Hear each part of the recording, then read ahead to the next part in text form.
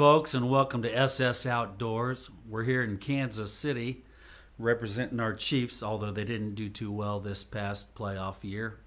There's always next year. Hey, want to welcome you and let you know we're going to be having year-round videos.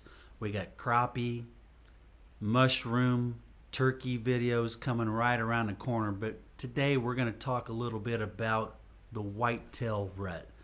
More specifically, we're going to speak about the secrets to the Kansas whitetail rut. I've been deer hunting for 25 years, spent thousands of hours in the woods, bow hunting only. You're seeing some of my harvest totals from the past, and I just want to make it simple for you. So let's skip the pre-rut and the post-rut. We're going to get right to the meat and potatoes because that's what you're here for. Okay, right around Halloween, you're going to see a big jump in activity. The bucks are moving into the doe bedding areas. So you better know where the doe bedding areas are because the bucks sure do. But right around Halloween, they're going to be checking out the does. And I've noticed one constant is that the first 5 days of November, I've seen a lot of big buck movement, actively seeking and chasing and harassing does.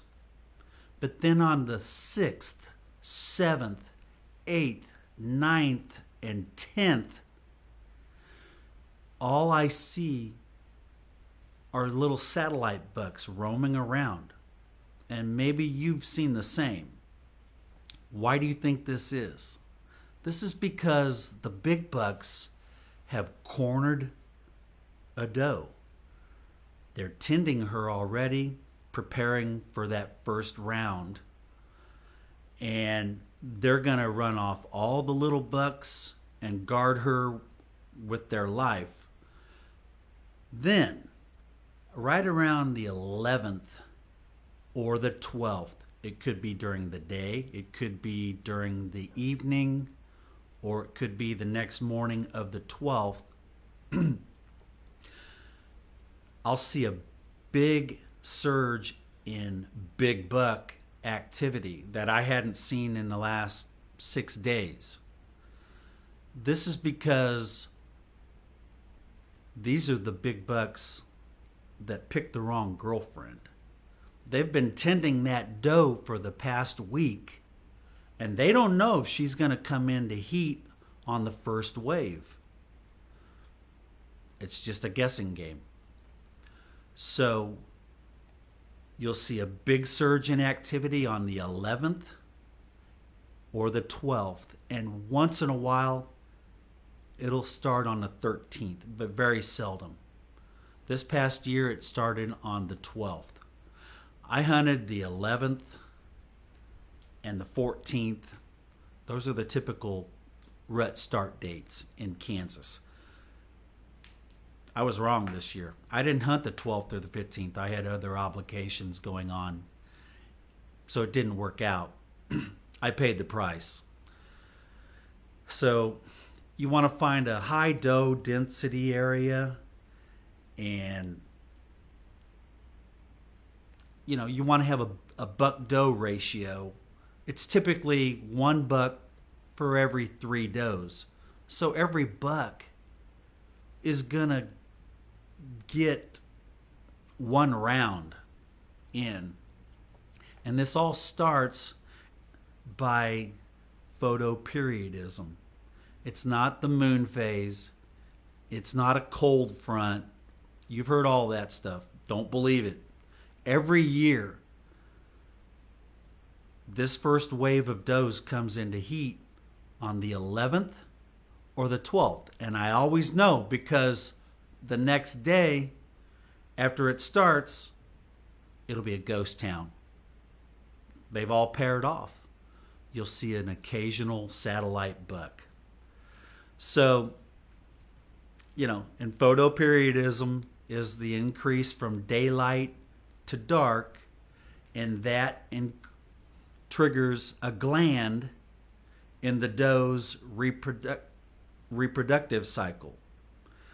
So hey, I just want to make it simple for you guys. You know, this is 25 years of sitting in the woods, and these are what I've collected year after year after year, and the same constant is it starts on the 11th or the 12th. So there's a lot of you hunters out there that are, some of you are going to hunt regardless, daylight to dark.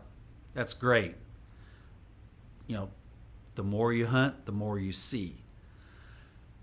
But a lot of you are confused. You're one day you'll just see crazy activity, and then the next day it'll be a ghost town.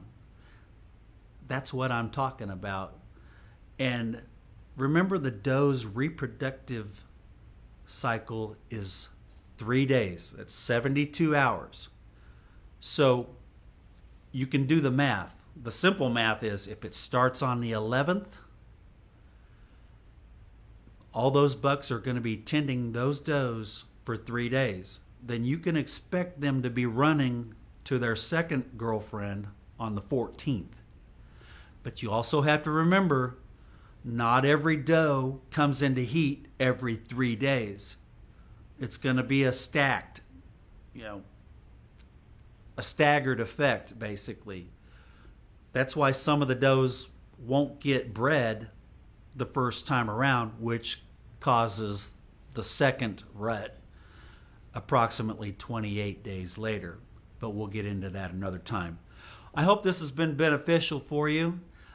Be sure to subscribe to our channel and turn on your notifications.